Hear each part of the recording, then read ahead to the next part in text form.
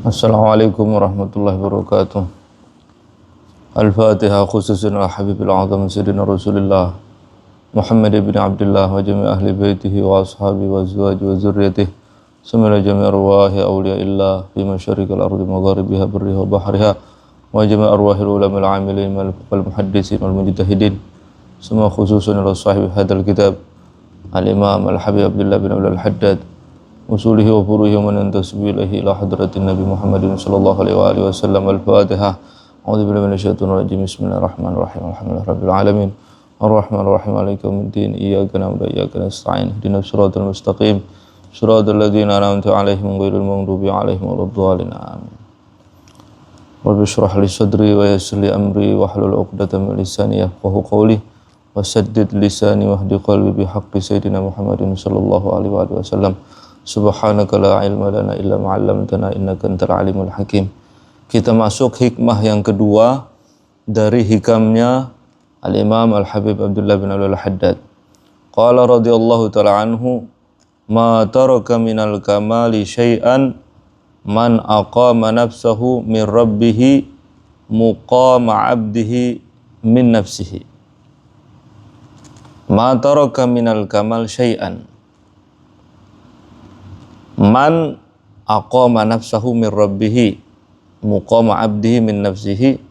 Semua kesempurnaan sudah diborong oleh orang yang memposisikan dirinya di sisi Tuhannya seperti posisi hambanya dia kepada dirinya. Jadi setiap manusia itu, setiap orang itu kan punya punya pelayan. Ya, dia itu punya bawahan. Ada hubungan antara pemerintah dengan rakyat. Rakyat bawahan, ya, pemerintah itu atasan. Atau dalam skup rumah tangga, suami itu pemimpin, istri dan anak-anaknya makmum. Mesti begitu. Nah, kemudian ada hamba, berarti atasannya namanya tuan. Nah, maka Imam Haddad mengajarkan kita ada kesempurnaan hidup, baik itu kemuliaan dunia atau kemuliaan akhirat, semuanya itu terangkum dalam satu sifat, yaitu memposisikan diri kita, ya, bagaimana hubungan kita dengan Allah, seperti itu posisi seorang hamba dengan tuannya. Jadi kalau ada anak yang gak nurut dengan orang tuanya, kayak apa sakitnya hati orang tua itu. Enggak nurut ini, disuruh malah membangkang. Apa yang dilarang malah dibuat. Antara guru murid itu kalau enggak dengeri gurunya, sakit hati guru itu. Guru akan marah. Guru itu akan mengeluarkan dia dari sekolah. Si muridnya akan dikeluarkan dari sekolah oleh gurunya. Begitu juga antara seorang pemimpin dengan bawahannya, komandan dengan prajurit. Kalau ada prajurit tidak patuh dengan perintah komandannya, dia bisa dihukum berat itu. Nah, kalau kita sudah paham tatanan ini, hubungan tatanan ini, maka bagaimana jika seseorang itu masuk ke dalam posisi ini antara dia dengan Tuhannya. Itu namanya derajat ihsan. Ya. Maka orang itu, kalau Imam Haddad mengajarkan kepada kita melalui hikamnya ini, menjalankan seluruh perintah Allah, menjauhi larangannya. Takut Allah itu murka kalau ia melanggar perintahnya. Takut Allah itu murka jika ada larangannya justru dikerjakan. Itu ketika hadir di dalam hati, wah, itu maka dia telah mencapai kesempurnaan. Jadi keberuntungan hidup di dunia ini tergantung bagaimana hubungan kita dengan Tuhan. Bahkan kata para ulama, semua apa yang ada di dunia ini, entah itu orang-orang di sekitar kita, semua hubungan itu tergantung taat kita kepada Allah.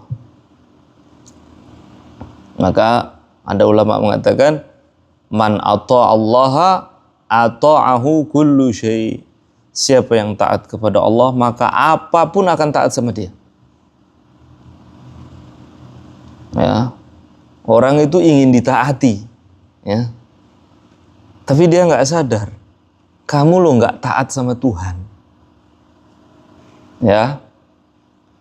Maka kita bisa ngambil pelajaran, tidak ada kesetiaan yang mengikat hubungan antara kita dengan manusia, ya, sesama manusia. Tidak ada hubungan yang mengikat antar manusia.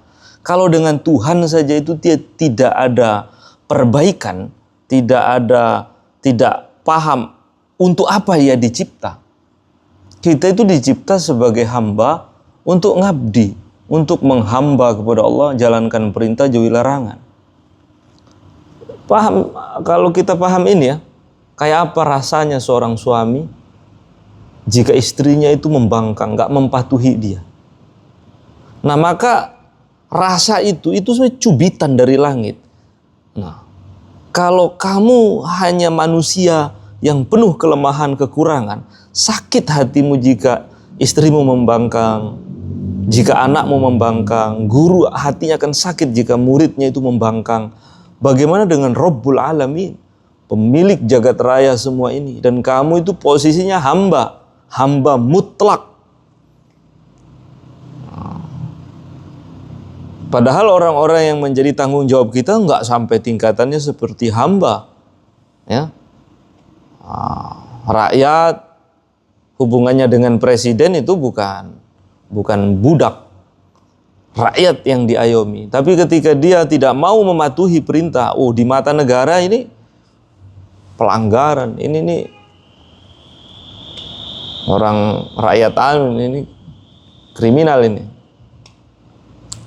Kalau kita faham ini, baru kita faham, saya ini hamba. Jadi merasa hamba Allah itu suatu anugerah, karena semua apapun keburukan yang terjadi dalam kehidupan manusia ini gara-gara tidak sadar. Lupa, seorang anak lupa bahwasanya dia punya orang tua, maka dia akan jadi anak nakal. Seorang murid lupa sama gurunya, dia akan menjadi murid yang nakal. Umat yang lupa dengan nabinya, dia akan menjadi umat yang tersesat. Bagaimana ngerinya, ya, manusia lupa diri, dia itu hamba Allah. Maka dia akan rusak gitu. Rusak serusak-rusaknya. Rusak serusak-rusaknya. Maka sebagaimana seorang murid selalu sadar diri, saya ini murid dari guru saya memikul nama baiknya, maka perilaku saya harus baik. Dia akan menjadi murid yang soleh. Umat juga begitu. Kita menjadi umat Nabi, bagaimana kita berkhidmat dengan sunnah Nabi, berusaha mengamalkannya, hingga Nabi nanti tersenyum kepada kita, mendapatkan syafaat dari beliau, kan gitu. Bagaimana bisa kita ngamalkan sunnah Nabi, wong dengan Nabinya sendiri kita lupa? Lah bagaimana mau menjadi hamba yang soleh dengan Tuhan itu lupa? Maka sadar diri sebagai hamba. Saya ini hamba. Saya punya tujuan dicipta untuk ngabdi, menghamba kepada Allah, dan aturannya begini. Itu namanya agama Islam. Mencakup syariatnya, muamalahnya, akhlaknya. Jadi kalau orang itu taat kepada Allah, karena dia taat kepada pemilik segalanya, maka segalanya itu akan taat sama dia. Jadi bagaimana caranya biar saya berwibawa, orang dengar saya, kamu taat saja kepada Allah, maka semua yang ada ini akan taat sama kamu. Mesti itu, patuh langsung. Wa man khafahu kullu syai'.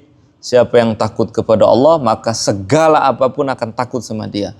Pernah itu Sayyidina Abdullah ibnu Umar di perjalanan naik unta, di perjalanan naik kendaraan begitu, tiba-tiba pas di jalan ada kerumunan orang. Kok orang berkerumun di jalan ya? Maka beliau turun. Terus tanya, kenapa yang ngumpul di sini? Ada singa Tuhan. Di jalan ada singa, jadi kami nggak berani lewat. Kemudian Sayyidina Abdullah Umar itu bilang kepada orang-orang yang ngumpul di jalan, minggir. Kemudian beliau datangi singa itu, dijewer. Singa itu jewer, tarik. Kemudian dipukul belakang kepalanya. Minggir sana, jangan di sini. Terus singanya itu minggir. Sampai diseret nih, kuping singa itu dijewer, pinggir. Nah, setelah minggir baru orang-orang berani lewat. Kemudian Sayyidina Abdullah ibnu Umar mengatakan, benar apa yang dikatakan Nabi.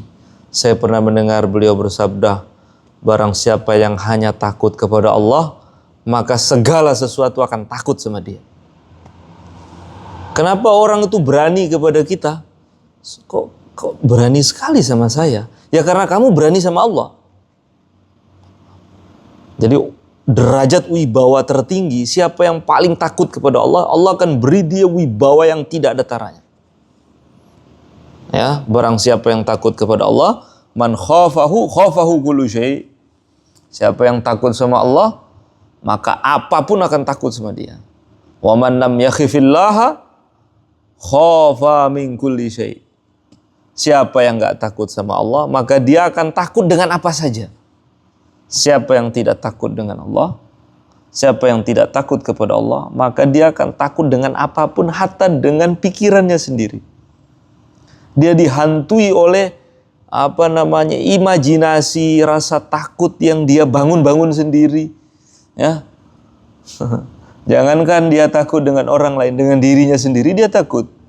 Gimana ya nanti saya kalau begini, gimana, saya cemas, jangan-jangan. Dengan perasaannya sendiri loh dia takut. Kenapa bisa begini? Karena dia tidak takut kepada Allah. Makanya cirinya aulia yang disebut di dalam Al-Quran, sifat mereka itu, inna aulia Allah la khaufun alaihim wa lahum yahzanun. Wali-wali Allah itu tidak ada rasa takut pada diri mereka. Walahum yahzanun, tidak pernah sedih. Gimana bisa sedih? Ya. Hati mereka hanya terhubung dengan pencipta langit dan bumi. Bagaimana bisa takut dengan apapun? Mereka itu sudah takut dengan pemilik apapun. Maka mereka dipatuhi, dicintai. Karena apa? Hati mereka hanya cinta kepada Allah. Makanya semua orang mencintai mereka. Itulah para aulia itu. Itulah para aulia. Semoga Allah Subhanahu wa taala memberikan kita sifat ini. Ya.